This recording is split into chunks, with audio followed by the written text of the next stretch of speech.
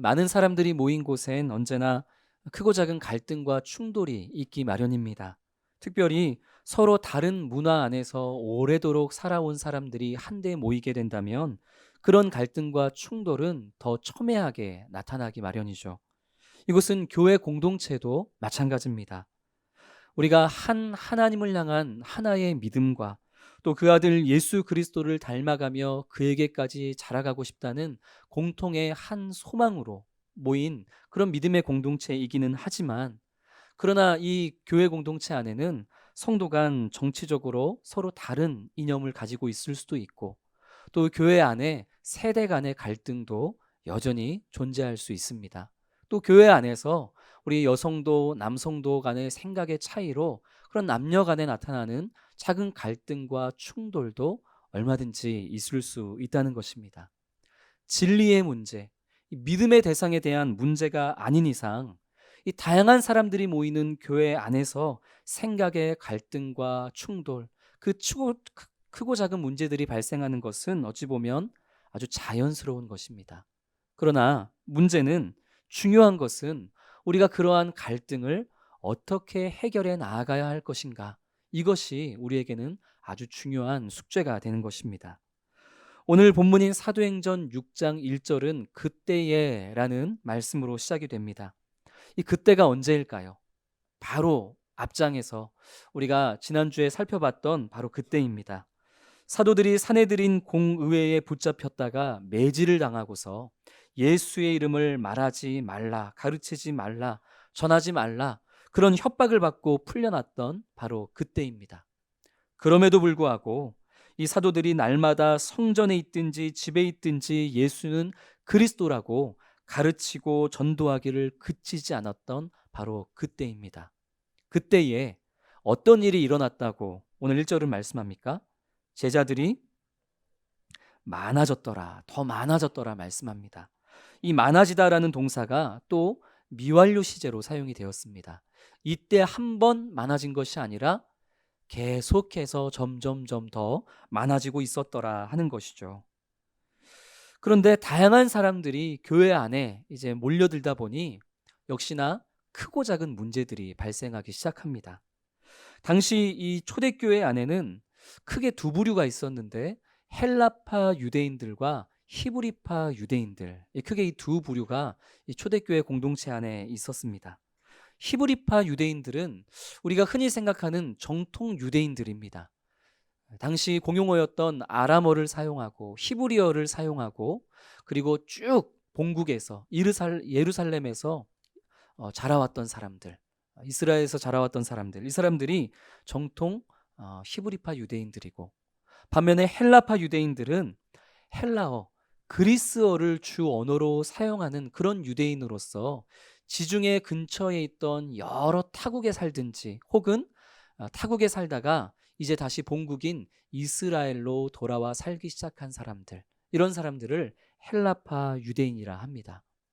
이 초대교회 안에 이러한 히브리파 유대인들과 헬라파 유대인들이 함께 모여서 신앙생활을 하게 되었다는 것이죠. 그런데 사용하는 주 언어도 다르고, 또 각자 자라온 그런 문화적인 환경적인 요인도 너무 다르다 보니 이 히브리파 유대인과 헬라파 유대인 사이에는 당연히 크고 작은 여러 가지 갈등과 문제가 있었을 것입니다.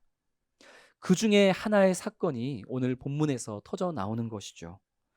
교회에서는 매일마다 가난한 사람들에게 구호 음식을 나누어 주는 구제의 일들이 진행되고는 했습니다.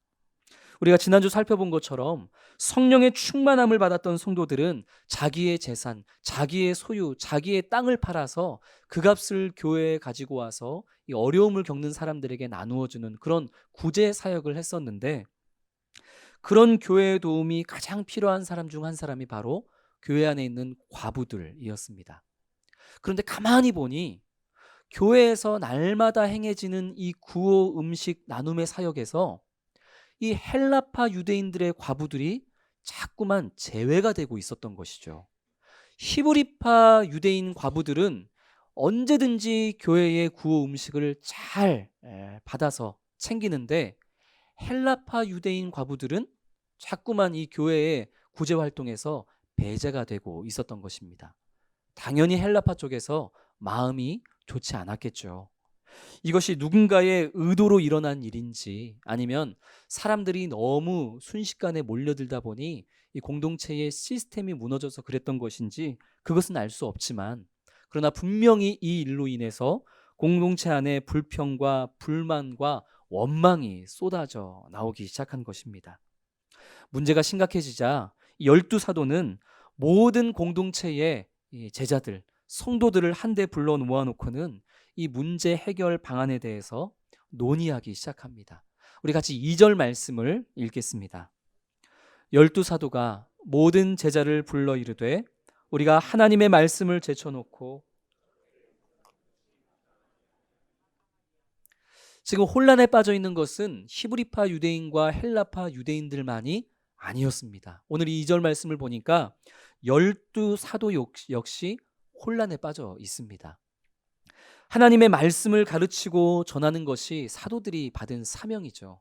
그런데 오늘 2절 말씀을 봤더니 사도들이 언제부턴가 하나님의 말씀을 제쳐놓고 접대를 일삼는 그러한 일들만 지금 사도들도 하고 있는 것입니다. 이 접대라고 번역된 단어는 식탁 또는 돈을 세는 계산대, 이런 의미를 가진 단어입니다.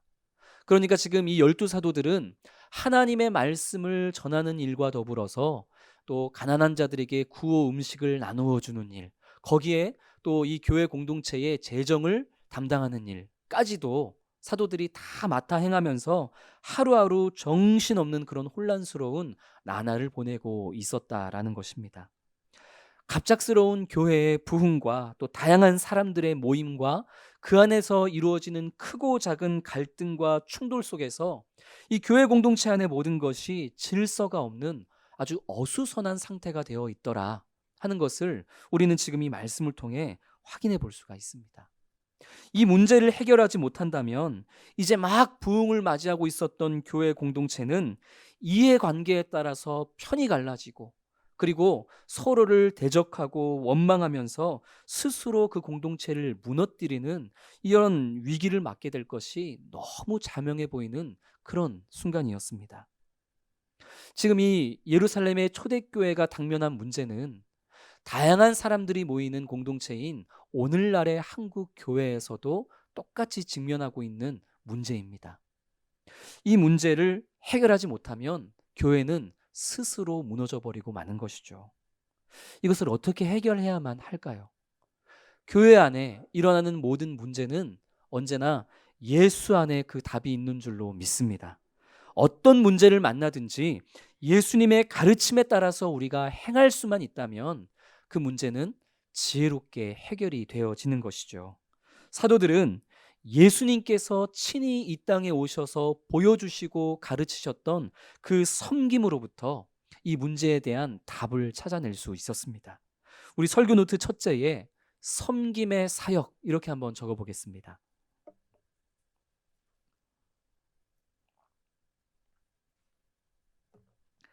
우리 3절과 4절 말씀 같이 읽겠습니다. 형제들아, 너희 가운데서 성령과 지혜가 충만하여 칭찬받는 사람 7을 택하라. 우리가 이 일을 그들에게 맡기고 우리는 오로지 기도하는 일과 말씀 사역에 힘쓰리라 하니.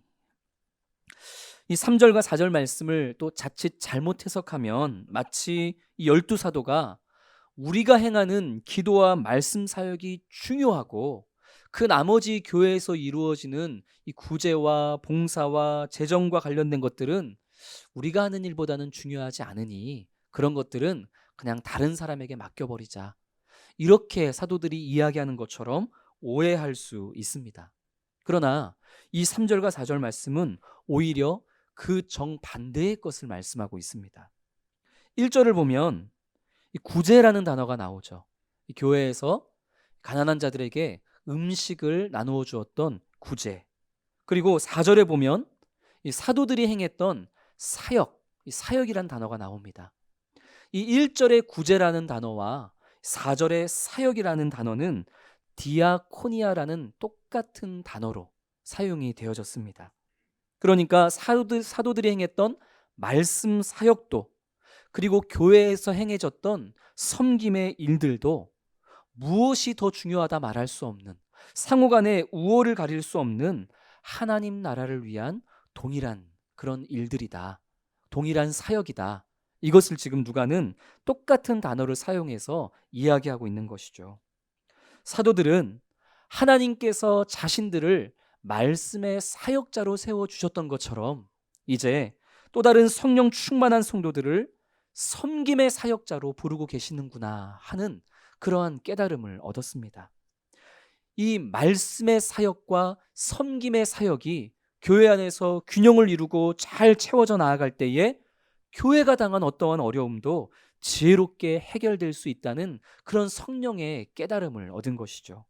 그래서 사도들은 성도들 가운데에서 성령 충만한 7사람을 택해서 그들로 구제와 접대하는 일, 곧 이 섬김의 사역을 전담할 사역자로 세우자고 그렇게 제안을 한 것입니다.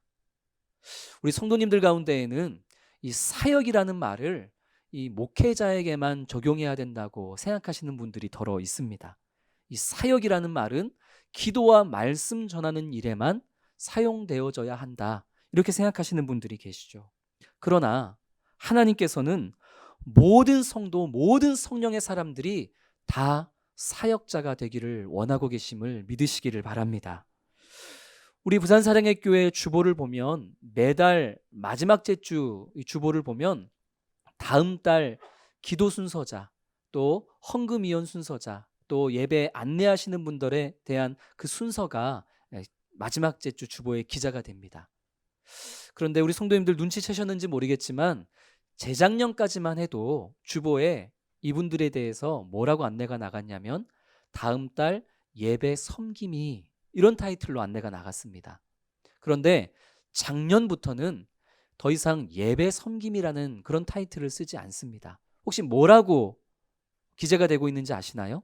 다음 달 예배 사역자입니다. 벌써 그렇게 예배를 섬기는 모든 성도님들을 사역자라고 표기한 것이 1년이 넘었습니다. 말씀을 전하는 교역자만이 아니라 이곳에서 성도들의 마음을 대신하여 대표하여 기도하시는 성도님들, 그리고 교사로, 구역장으로 또 우리 귀한 영혼들을 섬기시는 분들, 찬양대로 찬양팀으로 섬기시는 분들, 또 보이는 곳 보이지 않는 곳곳에서 예배가 되어지고 교회가 되어질 수 있도록 섬김의 역할을 감당하는 그 모든 분들이 단순 봉사자가 아니라 무엇이라고요? 사역자, 섬김의 사역자들인 것입니다. 그래서 제가 종종 우리 성도님들 앞에 기도를 인도할 때 말씀 사역자를 위해서 기도하시고 예배 사역자를 위해서 기도해 주십시오, 이렇게 제안할 때가 있습니다. 이것을 잘 모르는 성도님은 아마도 목사를 위해서 기도하자는 말을 뭐 저렇게 장황하게 하나, 아마 그렇게 오해하셨을 수도 있을 것 같아요. 그러나 말씀 사역자를 위해서 기도하자는 것은 말씀을 전하는 사역자들을 위해서 기도하자는 것이고, 예배 사역자들을 위해서 기도하자는 것은 누구를 위해 기도하자는 것입니까? 보이는 곳, 보이지 않는 곳, 이 다양한 곳에서 이 예배를 섬기는 우리 사역자된 성도님들 서로를 위해서 기도하자는 바로 그러한 내용입니다. 교회는 이처럼 말씀 사역자만이 아니라 다양한 곳에서 교회와 예배와 성도를 섬기는 섬김의 사역자들이 균형을 이루고 또 그것이 풍성하게 이루어져 나아갈 때 어떤 어려움도 이겨내는 그런 부흥을 맞이하는 교회가 되는 것입니다. 우리 부산사랑의 교회가 말씀 사역과 더불어 이런 섬김의 사역까지 풍성하게 넘쳐나는 그런 귀한 교회가 되기를 주님의 이름으로 축복합니다. 섬김, 이 섬김이 너무나 중요한 이유는 그것이야말로 예수님께서 당신이 이 땅에 오신 목적이라고 친히 말씀하신 것이기 때문입니다. 마가복음 10장 45절에서 예수님은 말씀하시기를 인자가 온 것은 섬김을 받으려 함이 아니라 도리어 섬기려 하고 자기 목숨을 많은 사람의 대속물로 주려 함이라 하셨습니다. 예수님께서 어린 나귀를 타시고 예루살렘 성으로 입성하실 때에 많은 사람들이 종려나무 가지를 흔들고 호산나 호산나 외치며 입성하는 예수님을 환영했습니다. 그런데 예수님은 이 무지한 백성들을 섬기시기 위해서, 곧 자신의 생명을 내어주는 그 완전한 섬김의 삶을 위해서 지금 예루살렘으로 들어가고 계신데, 종려나무 가지를 흔들고 호산나를 외치는 백성들은 이스라엘을 비롯해서 로마, 더 나아가서 온 세계 열방을 자기 앞에 무릎 꿇리고 섬김을 받아낼 수 있는, 섬김을 받아내는 그런 강력한 왕을 기대하면서 예수님을 환영하고 있었던 것입니다. 동상이몽입니다. 입성하는 예수님과 환영하는 백성들은 분명 같은 공간에 가장 가까이에 있었지만 예수님과 백성들은 전혀 다른 것을 꿈꾸고 있었던 것입니다. 예수님께서는 그러한 무지한 백성들을 보시고 또 예루살렘 성을 보면서 눈물을 흘리셨더라. 누가복음 19장에서 그렇게 증언하고 있습니다. 예수님을 왕으로 모신 공동체 안에는 예수님과 같은 생각을 공유하는 이들이 있는 반면, 여전히 예수님과 함께 하면서도 예수님과 전혀 다른 꿈을 꾸고 있는 자들이 있습니다. 어린 나귀를 타시고 겸손의 왕, 섬김의 왕으로 오신 예수님을 따라서 섬김의 삶으로, 섬김의 사역으로 매일매일을 살아가겠노라 고백하는 자들이 있는 반면에, 여전히 나는 섬김을 받는 자리에 있겠노라, 그 섬김 받는 자리만 고수하는 자들도 교회 공동체 안에는 있다는 것이죠. 예수님처럼 공동체를 위한 이 섬김의 사역에 집중하고 헌신할 수 있는 7사람을 선출하자는 사도들의 제안에 온 성도들이 기뻐합니다. 우리 5절 말씀을 보면 이 선출된 7 섬김 사역자들의 이름이 쭉 기록되어 있는데, 여기서 우리가 알 수 있는 공통점이 있습니다. 이 선출된 7 섬김 사역자들이 히브리파 사람들이었을까요? 헬라파 사람들이었을까요? 지금 이들의 이름은 다 헬라식 이름입니다. 헬라식 이름을 갖고 있다는 것은 이들이 다 어떤 파 유대인들이었다? 헬라파 유대인들이었다 알 수 있는 것이죠. 예수님의 12 제자들은 굳이 나누어 보자면 히브리파 유대인입니까? 헬라파 유대인입니까? 그렇죠. 예수님의 12 제자는 쭉 나면서부터 이스라엘에서 자라고 떠나지 않은 그런 히브리파 유대인입니다. 예수님의 12 제자와 더불어서 초대교회를 구성하고 있었던 중요한 역할을 담당했던 대부분의 사람들은 다 히브리파 유대인이었습니다. 그런데 앞으로 교회 안에서 섬김의 역할을 감당하게 될 이 섬김의 사역자들은 모두가 다 헬라파 유대인들로 선출되었다라는 것이죠. 이것이 일부러 히브리파 유대인과 헬라파 유대인의 균형을 잡으려고 한 것인지, 아니면 그동안 헬라파 유대인들 과부들이 자꾸만 구제해서 혜택을 받지 못했으니 이번에는 그러한 문제가 일어나지 않게 하려는 그러한 의도인지, 어떠한 의도에서 이렇게 된 것인지 우리는 정확하게 알 수는 없습니다.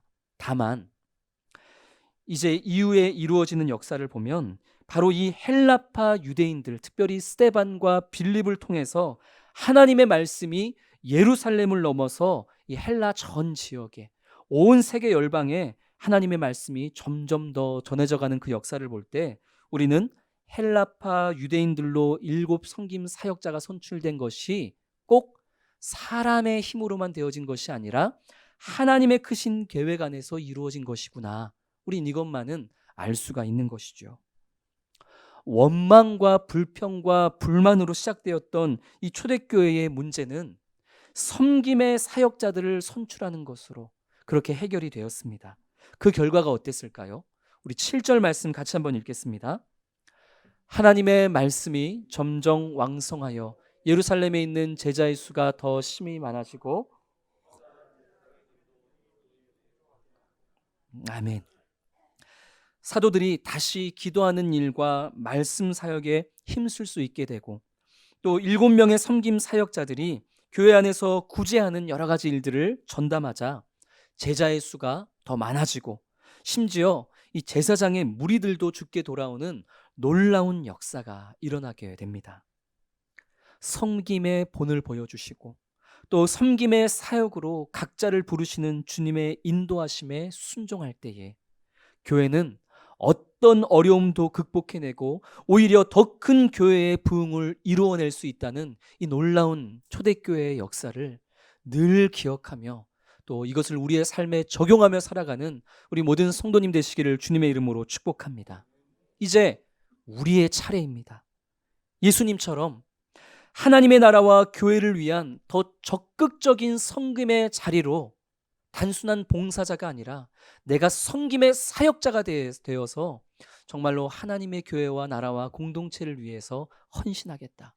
지금 하나님께서는 이 자리에서 주님의 말씀을 듣고 있는 우리 성도님들 한 분 한 분을 바로 그러한 섬김의 사역자로 요청하고 계십니다.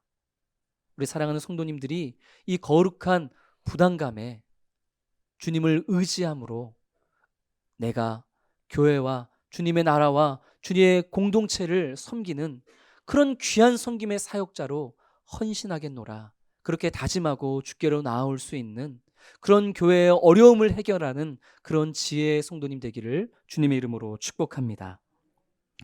이 선출된 7 섬김 사역자가 섬김의 사역을 전담하는 역할을 부여받았다고 해서 꼭 구제와 나눔과 봉사, 이 재정만을 감당했던 것은 아닙니다. 이 7 섬김 사역자는 성령을 받은 모든 사람들에게 기본적으로 부어지는 공통된 사명, 곧 예수 그리스도의 증인되어 복음을 전해야만 하는 그 복음 전파의 사명도 충성스럽게 감당해내는 그런 사역자들이었습니다. 특별히 오늘 본문 6장 8절부터 사도행전 7장까지는 이 7 섬김의 사역자들 중에서 스데반에게 집중을 합니다. 특히 이 스데반의 사역 가운데 스데반이 감당했었던 고난의 사역에 더 집중을 하는데요. 우리 설교 노트 둘째에 고난의 사역이라고 한번 적어보겠습니다.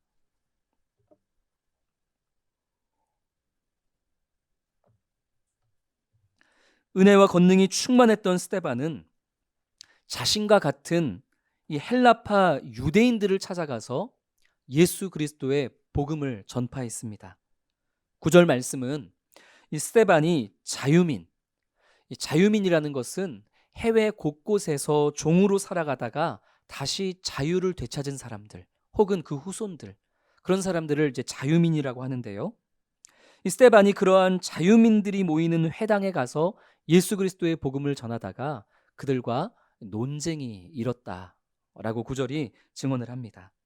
다만 스데반은 자신의 인간적인 지식과 경험을 가지고 말씀을 전했던 것이 아니라 지혜와 성령의 충만함으로 예수를 전했기에 그 누구도 그를 감당해낼 수가 없었더라라고 또한 성경은 증언합니다. 그러자 이 스데반과 논쟁하던 사람들은 사람들을 돈 주고 사서 매수해서 스데반이 모세와 하나님을 모독하는 말을 했고, 또 이 스데반이 성전과 또 이 율법을 위협하는 말을 했다면서 중상모략하기 시작합니다. 백성들과 장로들과 서기관들을 이간질시켜서 그들을 충동시켜 그들로 스데반에게 경노하게끔 만들어 버립니다. 결국 스데반은 이 자유민들의 거짓과 속임수로 인해서 장로와 서기관들에게 붙잡혀 공회 앞에 서게 되었습니다. 스데반이 당하고 있는 이 억울한 이 모든 과정은 사실 예수님이 당하신 고난의 과정과 너무나 닮아 있습니다. 담대하게 하나님의 나라를 선포하셨던 예수님 또한 성전의 안전과 신성을 모독하고 위협했다는 이런 거짓 증인들로 인해서 고발을 당하셨고, 또한 선동당했던 백성들에게 웃음거리가 되어지셨을 뿐만 아니라 온갖 고초를 당하시다 결국 십자가에서 죽임을 당하시는 그런 고난을 당하시지 않았습니까? 우리가 다음 주에 더 자세하게 살펴보겠지만 스데반 역시 예수님이 당하신 그 고난의 길을 고스란히 쫓아가며 복음을 위한 초대교회의 첫 순교자가 됩니다.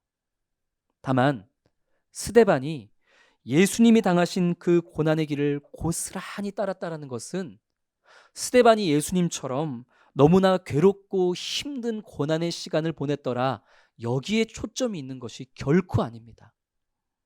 예수님은 고난을 당하셨지만 확실한 승리가 보장되어 있는, 부활이 보장되어 있는 그러한 고난을 받으셨습니다. 마찬가지로 스데반 역시 고난을 받기는 했지만 고난 그 자체에서 멈추어지는 고난이 아니라 그 고난 너머에 더 큰 교회의 부흥이 일어나는 그 승리가 전제되어 있는 고난을 받았다는 점에서 예수님의 고난과 스데반의 고난은 승리가 전제된 고난이었다는 점에서 똑 닮아 있다고 우리는 지금 이야기를 하고 있는 것입니다. 우리 15절 말씀을 같이 읽겠습니다. 공회 중에 앉은 사람들이 다 스데반을 주목하여 보니 그 얼굴이, 스데반의 얼굴이 어떤 얼굴과 같았다고 말합니까? 천사의 얼굴과 같았더라 라고 말씀합니다. 스데반은 분명 지금 억울한 자리, 고난의 자리에 서 있습니다. 그러나 사탄이 가져오는 거짓과 죽음에 대한 공포는 은혜와 진리와 성령으로 충만해 있는 이 스데반을 결코 무릎 꿇릴 수가 없었습니다.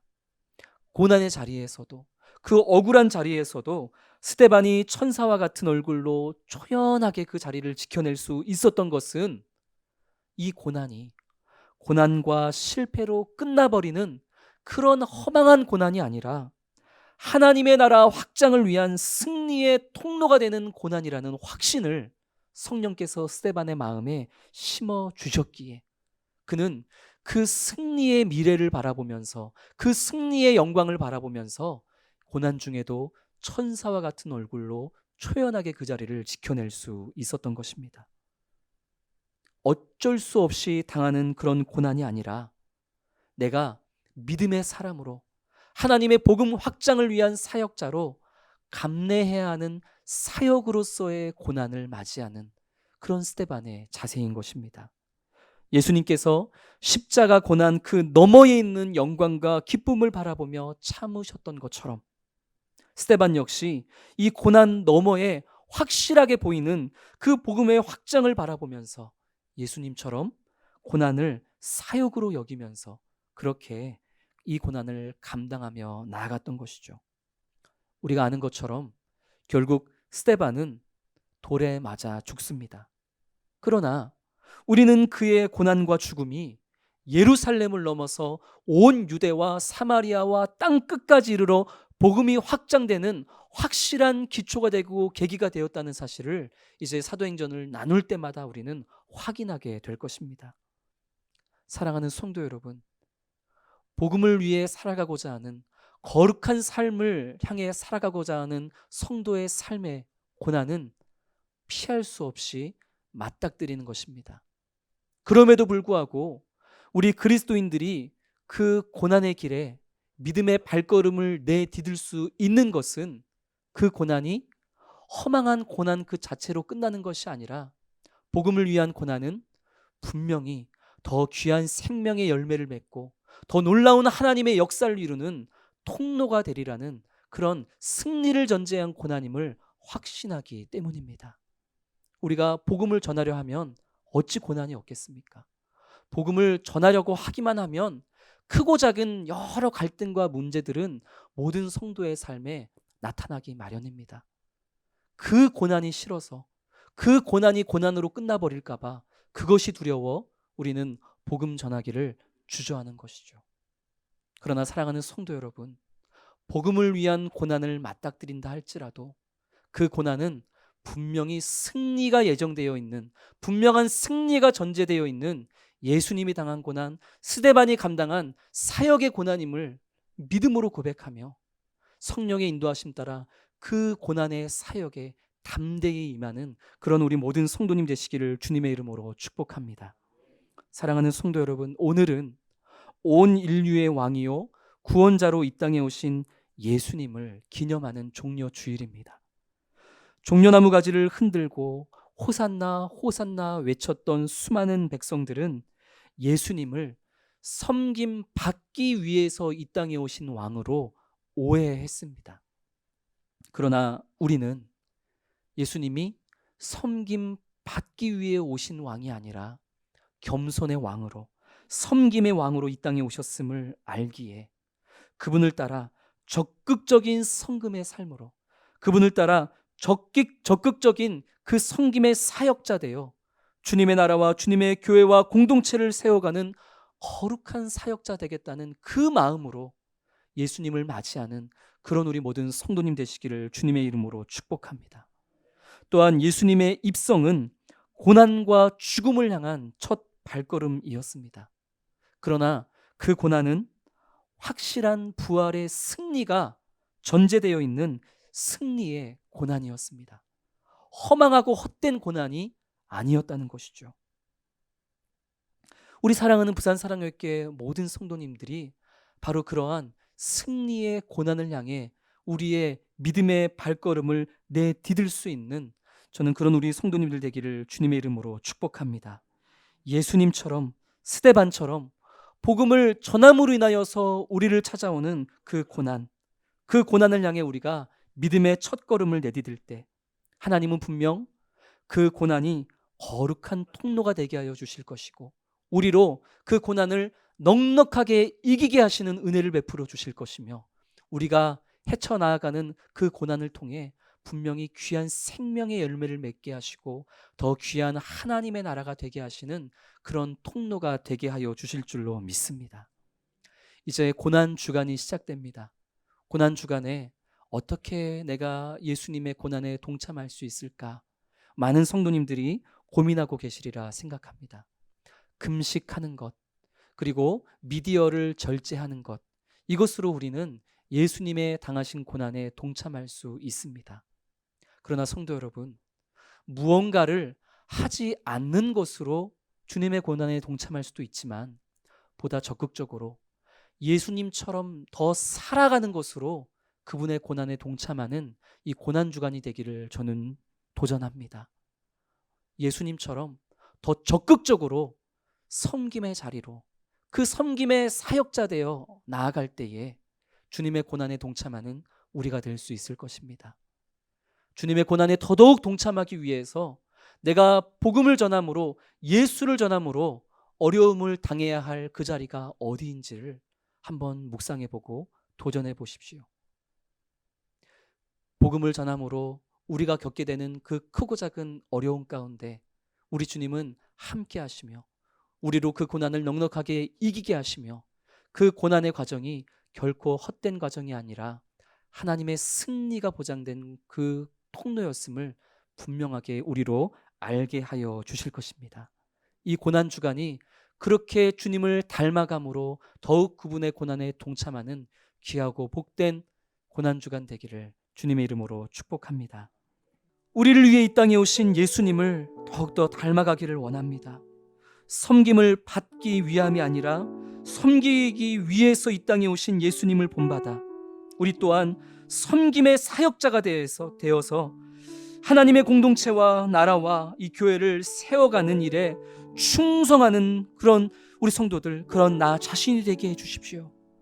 이렇게 기도해 주시고 또 기도할 때에 십자가의 고난 그 너머에 있는 영광과 기쁨을 바라보시며 고난 사역을 감당하신 예수님처럼, 스데반처럼 우리 또한 승리케 하여 주실 주님을 신뢰하면서 복음을 전하되, 복음을 전함으로 찾아오는 여러 어려움을 천사와 같은 얼굴로 넉넉하게 주님 의지하며 감당하는 그런 믿음의 사람으로 이 고난 주간을 살아내게 해주십시오.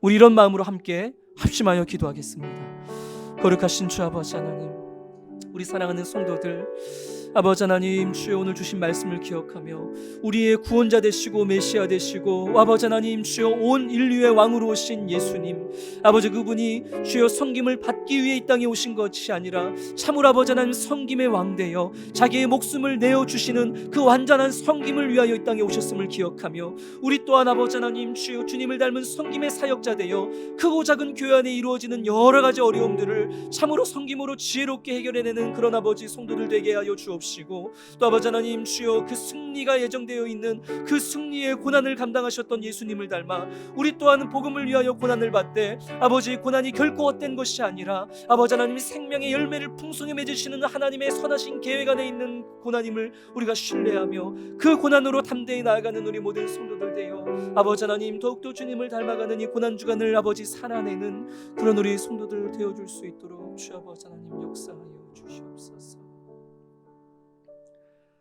거룩하신 아버지 하나님, 우리의 구원자요 왕으로 이 땅에 오신, 특별히 겸손의 왕이요 섬김의 왕으로 오신 예수 그리스도를 우리 마음 가운데에 모시며 그 주님을 더욱 닮아가는 한 주를 살아가는 우리 모든 성도들 되게 하여 주시옵소서. 우리 주님 섬김의 왕으로 오셨습니다. 그 주님을 닮아 우리 사랑하는 성도들 또한 각자 다양한 자리에서 우리가 할 수 있는 섬김의 사역들을 찾아가며 섬김의 사역으로 말미암아 교회 안에 있는 여러 가지 크고 작은 문제들을 지혜롭게 해결해내는 그런 섬김의 사역자로 우리의 모든 시간과 열심을 주님께 내어드리는 그런 우리 복된 성도들 되게 하여 주옵소서. 또한 주님은 고난의 사역을 감당하기 위해 오셨습니다. 단순히 고난 받는 데에 그 목적이 있는 것이 아니라 그 고난 너머에 있는 그 부활의 승리가 전제되어 있는 고난을 당하신 예수님을 기억하며 우리 또한 예수님처럼 스데반처럼 고난이 고난으로 끝나는 것이 아니라 고난이 통로가 되어 더 큰 하나님의 나라와 더 큰 귀한 생명의 열매를 맺을 것을 우리가 믿음의 눈으로 바라보며 담대하게 그 복음 전도의 고난을 향해 믿음의 발걸음을 내딛는 그런 성도들 되게 하여 주시옵소서. 특별히 이 고난 주간 섬김의 사역자로, 고난의 사역자로 주님의 고난에 동참하는 성도들 되어줄 수 있도록 주님 우리의 삶을 인도하여 주시옵소서. 예수 그리스도 이름으로 기도드립니다. 아멘.